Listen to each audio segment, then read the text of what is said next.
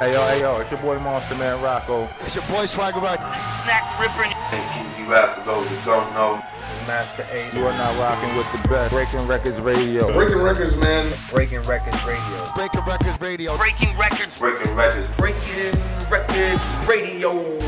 Let's go. Breaking Records Radio. Press 5-9. Breaking Records Radio. Breaking Records, man. Radio is like the place to be. I don't fuck strange music, man.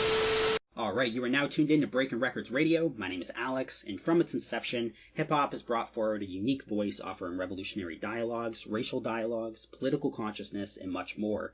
Though not everything has stayed true to these messages, certain figures in rap's ever-expanding catalog champion these words from day one.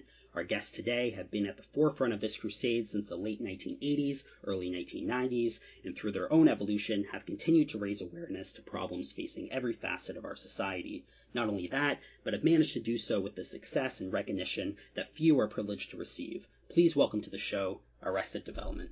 Man, I said this at the beginning of the call here, but I can't thank you enough for taking the time out to speak to me here today. I appreciate it, and I'm looking forward to this talk. That's what's up. So, for those listening at home, just to clear it up, who's on the line here with me today? Can I get you two to kind of introduce yourselves? Go ahead, Spesh. Oh, yeah. Okay, so I'm Speech. I'm Speech from the crew Arrested Development. And I'm Configure. I'm not actually in Arrested Development, but I'm executive producer, co-executive producer of the new Arrested Development album. And I've been working with Speech for a good few months on this album. Perfect. And I'd love to talk about the new album as well, but if you don't mind, I'd love to start the conversation talking a little bit about the history of the group before we end up getting started, or at least before we end up kind of moving on to new material. A basic Google search can tell you that Speech and Headliner joined forces in 1988, but prior to that, were you involved in solo pursuits as individual artists? Like, what was happening pre-88? Well, me and Headliner actually connected in 87, and it was my first time being in Atlanta, living in Atlanta. I was going to school at a school called the Art Institute of Atlanta, and Headliner was too. And his name wasn't Headliner back then. It was Tim Barnwell, and we met up. But prior to that, I was like one of the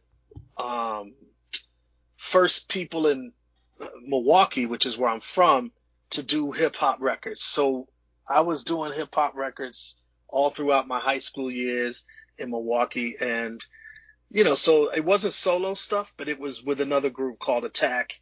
And one of my group members was murdered. And it just sort of set me onto a whole path of, doing other types of music, like what I would later call life music. How would you describe the music that you were doing with Attack? It was fun hip hop. It was sort of like Run DMC, I guess, or like LL Cool J. LL Cool J, exactly, like UTFO. It was sort of in that, like, just doing the art of hip hop. I was a DJ at that time, and I rapped as well, and so I was like, a lot of turntable plus rhyming, and just, it was just good hip hop. It was just good hip hop, fun hip hop. I heard it the other day. It was dope. It's surprisingly dope. Well, thank you, man. I appreciate You're welcome. That. Yeah. It was peak. That's right. Did you guys end up releasing any like 12 inches or 7 inches or anything from that group, or? Yeah, we did. We actually released 2 records back then. One was called Attack, which is self-titled, and then another was called Attack on the Wax, which was sort of like a EP of 4 tracks. And then I would produce other groups from Milwaukee and artists from Milwaukee back in those days, and we would release singles and all of that. And I had a little record label called VU Records that used to release records, and we would release about 200 at a time, and we'd sell them throughout high schools in Milwaukee. And it was a thing. Like, it was a real popular thing at the time, and everyone was into it, and everyone was proud to represent the city. That's fascinating. Clearly I have homework to do here. I'm always interested in kind of local, kind of random rap releases from, especially from that era, right? From the mid to late 80s. I think that produced some of the best content that hip hop has to offer. Yeah, it was really innovative and fun. And like I said, it was just dedicated to hip hop music, dedicated to having a good time. Yeah. There's a lot of conversations about the South and I guess its place in hip hop, and we often hear about like Ghetto Boys and Scarface or even Outkast kind of bringing Atlanta to the main stage. But you guys were repping that region years before Outkast, and were doing it on a pretty major scale. Like, let's be honest, you guys won Grammys in 1991. I personally always felt that, at least with Arrested Development, you guys were kind of identified in the public more so by your message than any sort of regional identity. And I feel that that kind of contributed to the dialogue of regionality, or better yet, I guess, the lack of dialogue regarding regionality. Do you feel that that was the case? And if so, was it intentional, I guess, to prioritize that message over any sort of locale or region? Well, I mean, I think that we definitely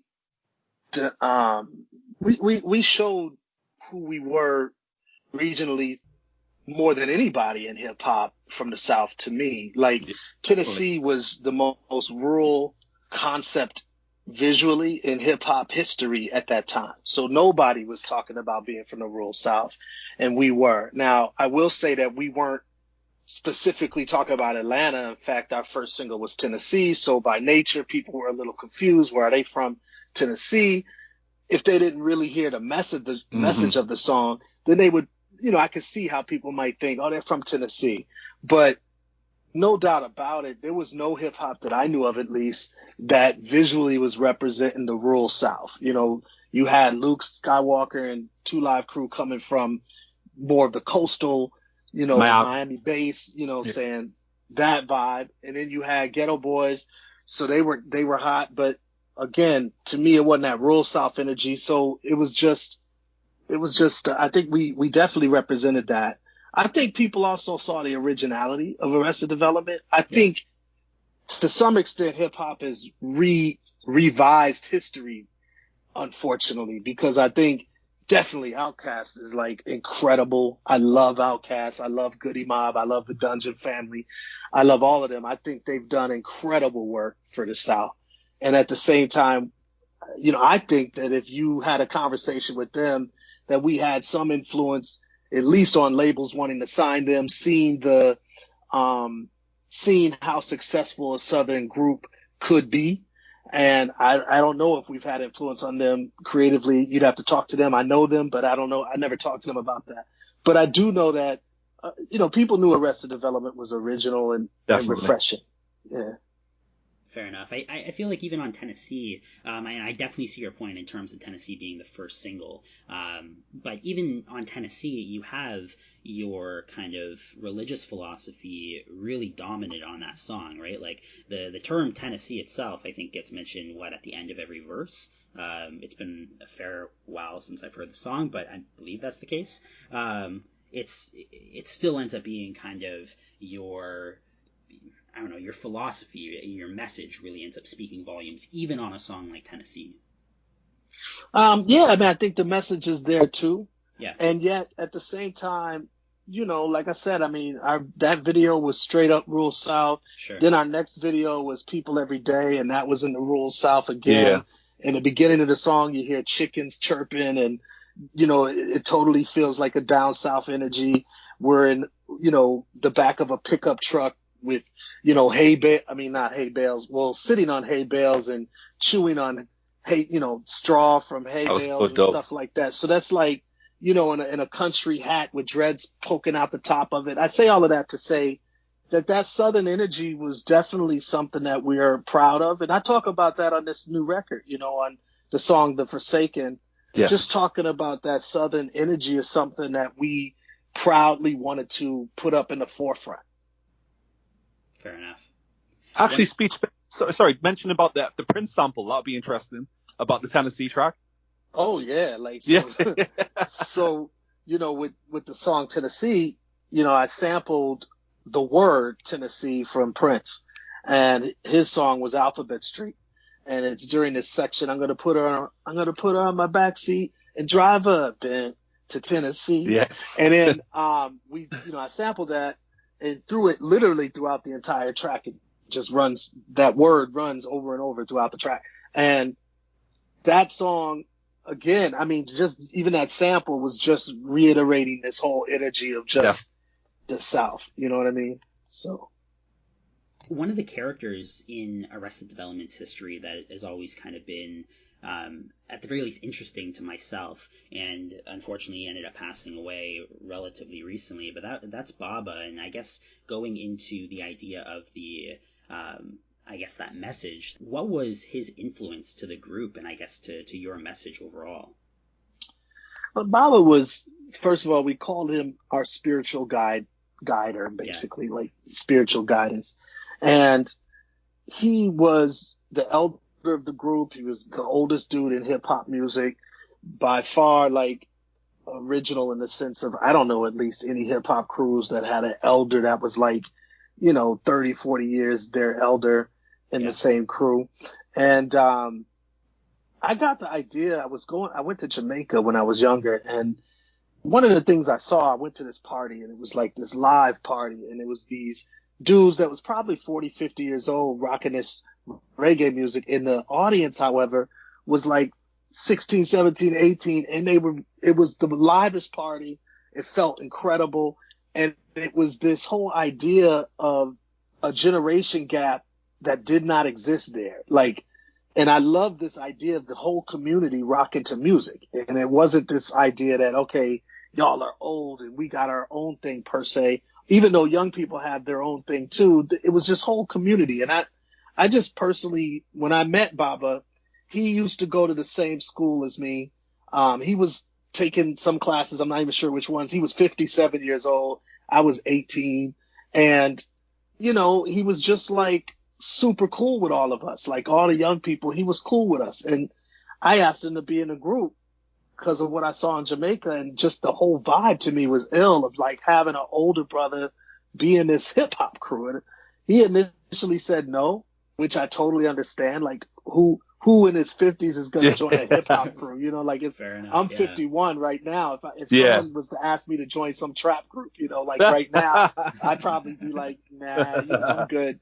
And so he said the same thing. And then later on, it turned out that he was in my mother and father's wedding as the best man of my father. So he knew my family, and I had no idea that was the case. I had nothing to do with knowing that. And so, before I was born, he was in my family in a sense. And so it was divine. It was really special that we would connect on totally different terms and then end up touring the world together and being in the same group together. It's just amazing. So yeah, he was like, we called him our spiritual advisor. Yeah. What an amazing life that guy had. No doubt about it. Yeah, like, man.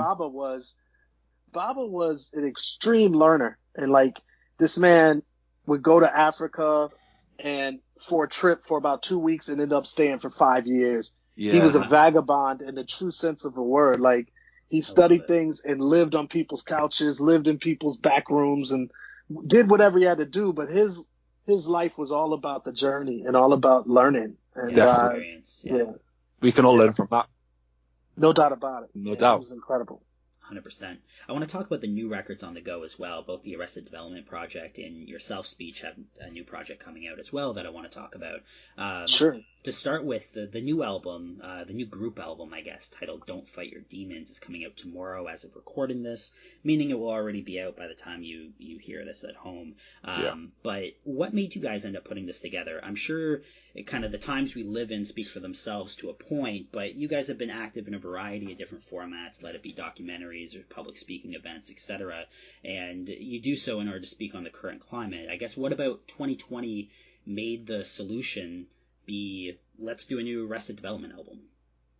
That was a great question. I heard an album by a friend of mine named Jahi. He's with Public Enemy and Enemy Radio, and he put out a solo record. Well, actually, it wasn't a solo record. It was him and this brother that's on the line with us right now. Him and Configure. Yeah. And I had never heard of Configure at the time, and I heard this record, Future Forward, right? Is that right, Configure? Forward Future, brother. Forward Future. So I always get the title mixed up. Future I know. Forward Future. So I heard Forward Future, and I was like, yo, Jahi, I told him, I was like, man, this is my favorite record of yours, because he's released a bunch of things in the past. And yeah, I was like, this is my favorite record of yours. You hit it on the nail. Great job, And then I knew that Configure, who I had never met yet, had been the producer on it. And so me and Configure connected somehow. Maybe it was just me congratulating them on the record, and maybe he just responded back or something. Yeah. But when he responded back, I was like, man, I'd love to do some stuff. Let's do something. Or maybe he said it to me. I'm not sure which. Do you remember Configure how that happened? I can't remember which way it was actually. But like Yeah. speech was sent, you showing like mad love and like responding to everything we were doing, and I was like, I would love to work with Speech. He's my childhood idol growing up. And yeah, Speech just connected with me on a straight hip hop level, show mad love to what we were doing. Speech was even working out in his barn, playing our track. I was like, this is so dope. That's right. Yeah, I was working out. Yeah, my man. trainer and my friends and family, we were working out together during this COVID era in our garage, in my garage. And we were rocking the album and just having a great time. And I said, man, I got to send this to my dude. So I sent it. And anyway, long story short, we decided to work together. And it started off one track at a time, just like sending ideas and vibes. And we just started working together. And then it became a Arrested Development album. So it was really organic. It was amazingly organic for being different countries during COVID. It just became really organic because Speech represents hip hop the way I like hip hop to be represented. And I've noticed that me and Speech view things very similar to how we perceive hip hop should sound, how hip hop, like how to do hip hop. And I just found that, it was an easy fit, a lot easier fit than a lot of other artists that I've worked with. It was just seamless, to be honest with you. Yeah, it was for me too. Totally Same seamless. vibe. Yeah, man. Can you talk about some of the features on the album? There's a fair amount of guests on the album, and I think the names for the most part will remain unknown to a lot of people checking out the album out, myself included. Who are some of these voices? Well, there's a number of guests, like you said. So of course you got the group members on the record. So that's obvious. Then you have, to me, actually most of them I knew prior to doing this record, and I always wanted to work with them. So one is O'Henny, and I knew O'Henny from rhyming on Professor Griff from Public Enemy's records, and he was a beast on the rhymes. And I was like, yo, I'd love to do something with you. And actually, I first had invited Jahi, who I mentioned before, and he had some tragic realities in his family. Yeah. So he couldn't do it. And so I asked O'Henny to do it, and he was down. And so he's on a song called Sunset in Ghana. Love and that he's from America, but he lived in Ghana. So it was a great marriage. It was a scenario where he was very familiar with Ghana, and he really wanted to bring authentic experiences that he's been through in Ghana onto this music. So that was important. And then I met Fro Magnum from actually Configure. That's right. Configure said, well, I asked him, I said, yo, do you have any really dope MCs that would be great on this song called Play with Fire? As it happens, yeah. As it happens, he sent a whole crew of MCs. So he sent me a slew of MCs to listen to and just vibe with. And I really vibed with Fro Magnum, and he was ridiculous. And then he did a verse on that. And then I had a friend of mine that I knew from the Cornell West theory that actually Cornell West, believe it or not, did a record, and he did a rap record, and he did it with some MCs. And one of the MCs was Let the Dirt Say Amen. Yes. And so me and him knew each other from back in those days. And so I asked him to be on that same record. So Fro Magnum Man and Let the Dirt Say Amen is on the same record. Then I got, I'm sure I'm forgetting some people now. I'm blown away that Cornell West did a rap record. Yeah, Cornell West. Sky High. Thank you. Yeah, he's sick. He's sick. And I knew him strictly from IG. I'd never met him in person. Well, actually, he said he met me in person years ago. Like as an MC that's been doing this for 30 years, you might meet somebody, and I don't know who he was, but he knew who I was. And we took a picture together back in the day after a show somewhere. So he met me, but I didn't really know who I was talking to at the time. But anyway, I saw his freestyles on IG and really wanted to work with him. Now, mind you, that was one of the MCs on a song called The Same People. Mm-hmm. And I actually reached out to some legendary MCs. I won't say their names, but I reached out to some legendary conscious MCs. And one of the things I talk about on this record, on the song We'll See, is that some of them had decided to quit. And they were no longer rhyming. They were sort of like not feeling the way the industry is. And so it was really telling for me, because I'm reaching out to them so that legend upon legend, we could just do a really great record. And a number of people turned it down for reasons that just discouraged me. I was like, wow, like they weren't rhyming anymore. They just decided to stop. And so anyway, long story short, I ended up asking some of these young MCs that I respected. And Kuchma, I've always respected him. We've collaborated live on stage a few times when he's been at the same city that I'm in. So I asked him, and then I asked Sky High 305 to jump on, and they're both on the same people. And then One Love, he's part of Arrested Development. He's on, obviously a couple tracks on this record. He's on Amazing, and then he's on Do or Die, the Mantra. Do or Die, the Mantra, yeah. So I think that's, and then Christine is the girlfriend of Kuchma, and she's That's also right. She does the ad libs and stuff. Yeah. She does ad libs on the same people. So yeah, she's on there as well. So I think that's everybody that's guest, but yeah. You mentioned some of the older legends that you requested for kind of hopped into retirement. What's, I guess, prevented you from doing the same? Well, that's funny. Good question. That you say that. Yeah, I talk a lot about that in a few of the songs, but the main song I talk about that is We'll See. Yeah, man. And, I do constantly go back and forth, like, okay, I've been doing this 30 years. And in the song We'll See, I talk about me touring with James Brown, which I actually did. And this wasn't a diss to James Brown. He's one of the architects of hip hop to me indirectly.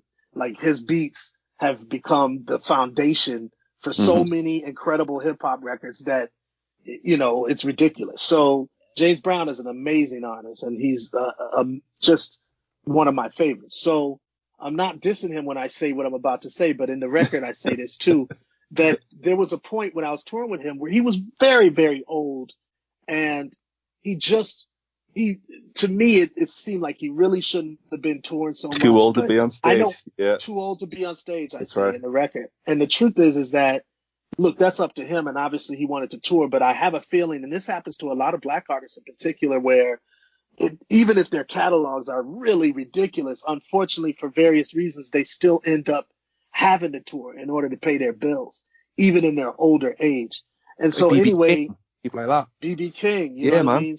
So it was one of those situations where I was like, wow, am I going to be in that same scenario where I'm having to do things just to pay bills, or do I want to continue to do it, for inspiration only? And so I do go back and forth, and I'm making that decision. I haven't obviously made the decision to stop. I wanted to keep going, and so this record is a testimony of that. That song is so honest, man. It's refreshingly honest, though, in the way that, Speech is like aware of his like mortality, which we don't really hear that much about in hip hop, and aware of the aging process, and he's just like head on embraces it. He says, I might be 50, but I think I'm still grizzly. Like, yeah. I love that. Yeah, thank you, man. I really appreciate that, because you so are still true. grizzly, like, brother. You are still grizzly. Trust me. Yeah, you know what I mean? I feel like you gotta feel like, well, I guess you don't have to, but to me, I feel like I'm better than I was before, and that Absolutely.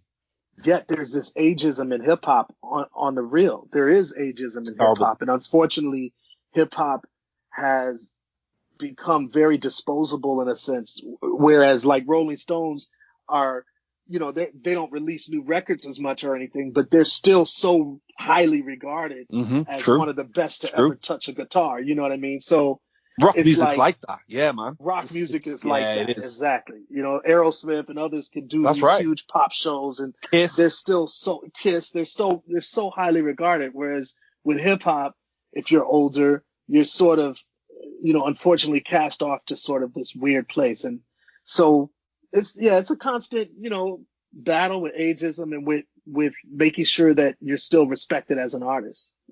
But like, as my man was saying, he's spitting better than ever. And seriously, the lyrics on this album are just crazy. Just the double entendres, the flow, the rhyme schemes, just everything is like, I even said publicly, like, Speech is hungry. He sounds like he's just started out, let alone having a Wow. 30-year career. It's crazy. I love it. Thank you. I really appreciate You're welcome, that. man.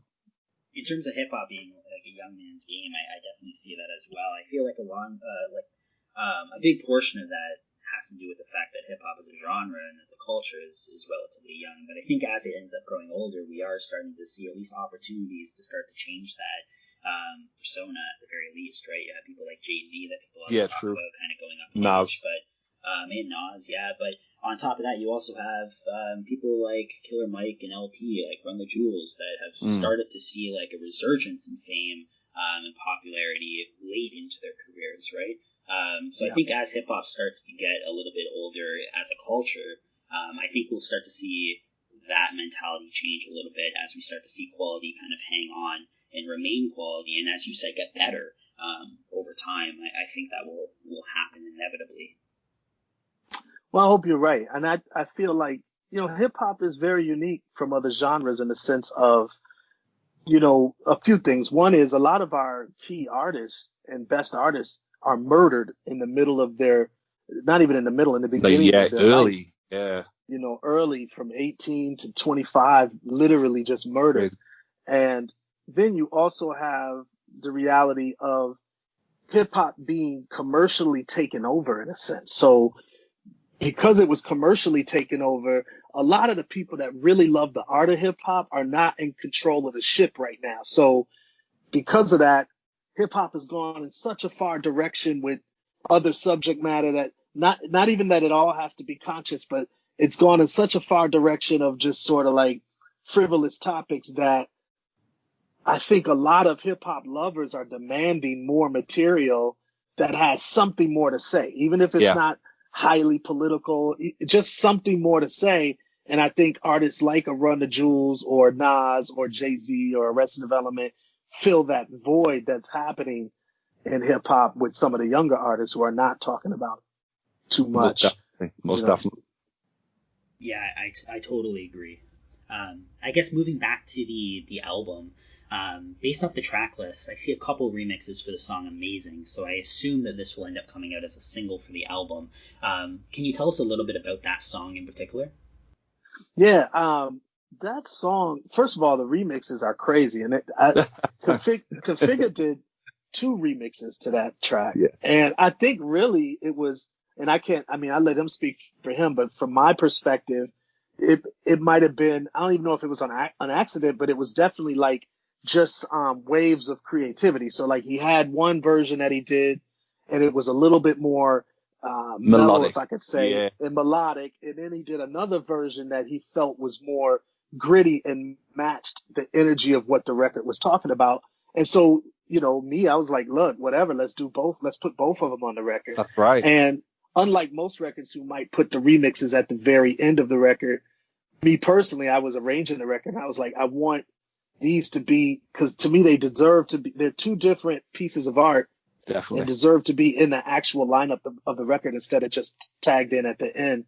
And the song itself, and I'll let Configure talk about the remixes right quick since we were talking about that.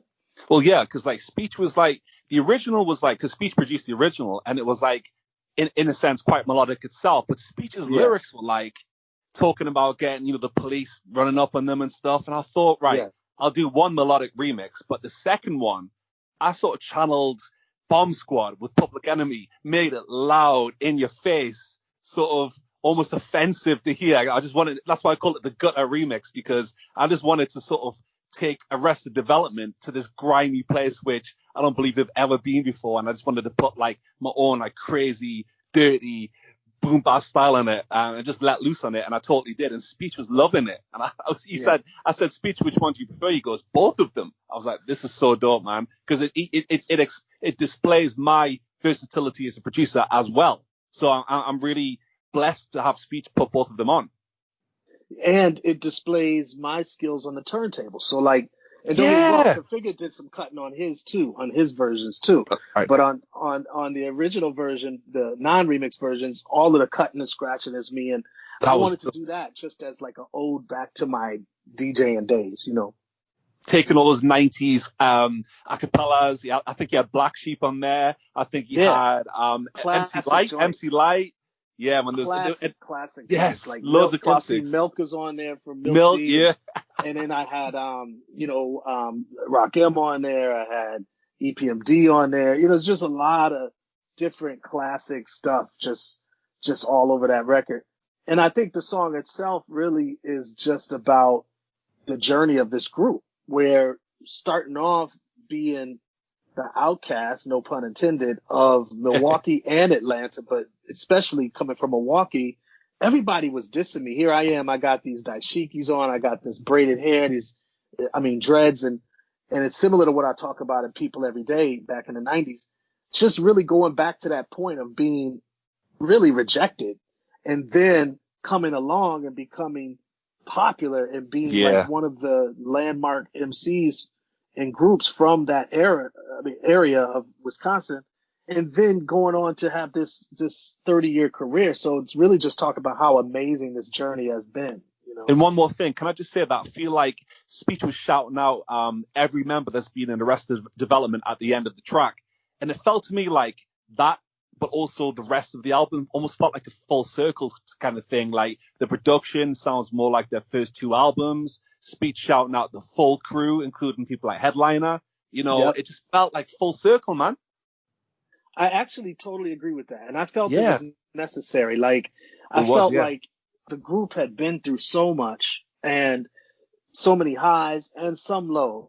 And we've all come out on the other side of it, loving each other and really respecting each other and respecting what the group has accomplished. So I wanted to make sure that all the amalgamations of the group was recognized, like everybody. So I don't know, I probably list about 10 or 12 people, but whoever I mentioned, I know who I mentioned, but like all of them were part of this group at some point, and they all were important. They all were needed in the whole journey of this group. So I wanted to make sure to do that. Yeah.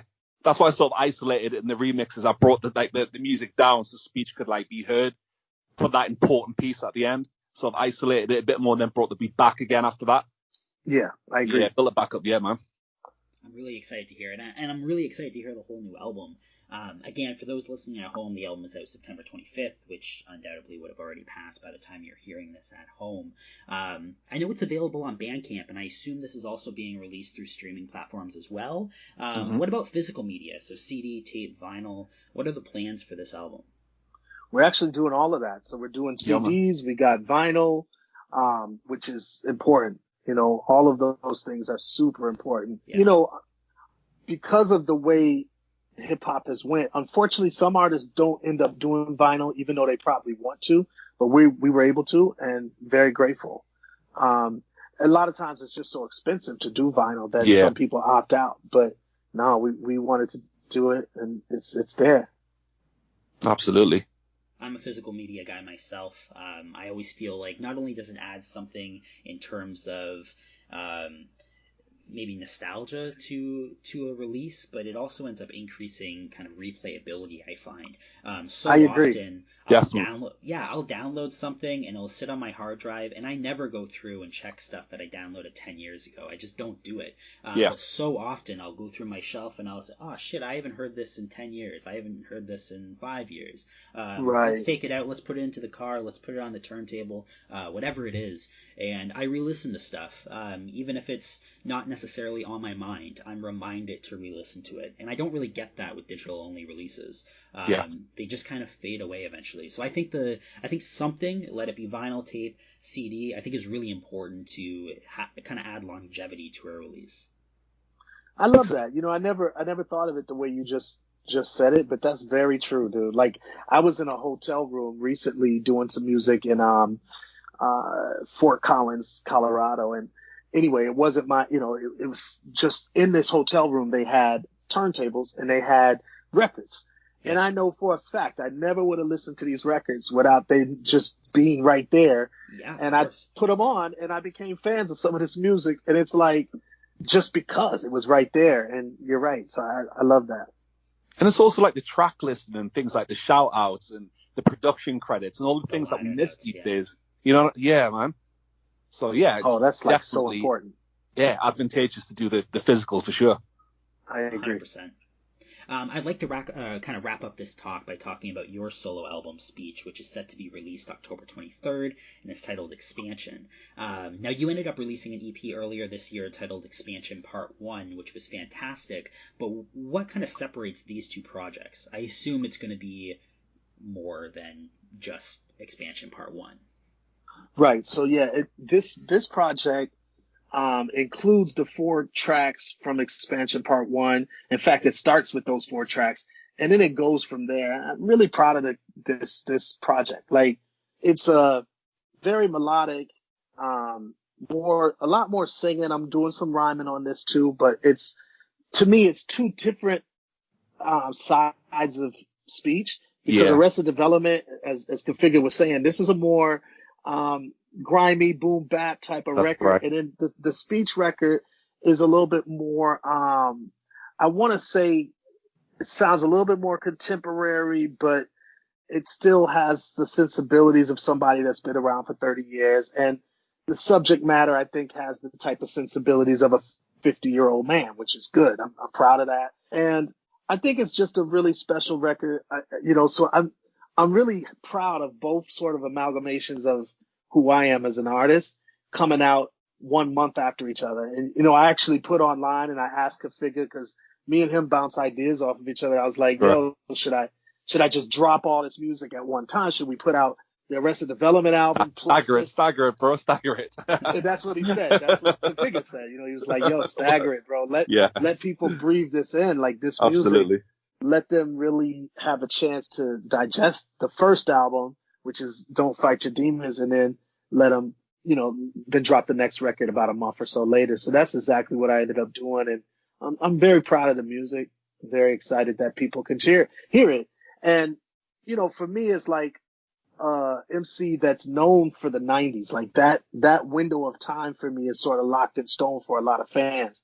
I want them to hear the evolution and the whole diversity of what this dude that you knew from the 90s is doing. Like, look at what this dude is doing. And that, to me, I'm very proud of. So, they'll hear it in all the different ways with the whole group record, and then they'll hear it with the solo joint.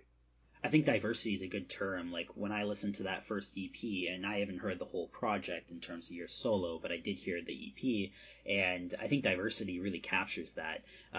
Like, Just Too Cold is probably my favorite song off of the EP, and it's this super kind of jazzy rap track. But at the same time, you have a lot of songs that are, as you said, much more melodic than Just Too Cold. It's more singing kind of involved in the record. Overall, you just get a really nice kind of array of different sounds, and it doesn't sound too jumbled either, right? It sounds like they fit to some degree. There is some kind of underlining consistency, even if I can't pinpoint exactly what it is, because it doesn't feel out of place. But I think that diversity really ends up kind of coming off of the page. The rest of the project, is that the same sort of tone that you same exact tone thing? Same exact tone. And one of the two other things that I would say about that is, like, from my very first solo album, is self-entitled, called Speech, I purposely went everywhere. And this is prior to Lauryn Hill doing the same type of thing with Fugees and her solo career. This is prior to Drake doing the same type of thing. Meaning, I was always like, right? Exactly. 96 was my first solo album. Gotcha. And even on Zingalat Maduni, which was 95, there was a lot of singing and mixed with hip hop on that too. Like, songs like Praising You was all singing, and then songs like, I don't know, whatever was all rapping, you know what I'm saying? Like Aching for Acres or United Minds. So it's like, it's just that style. I really wanted to make sure I just continued that tradition.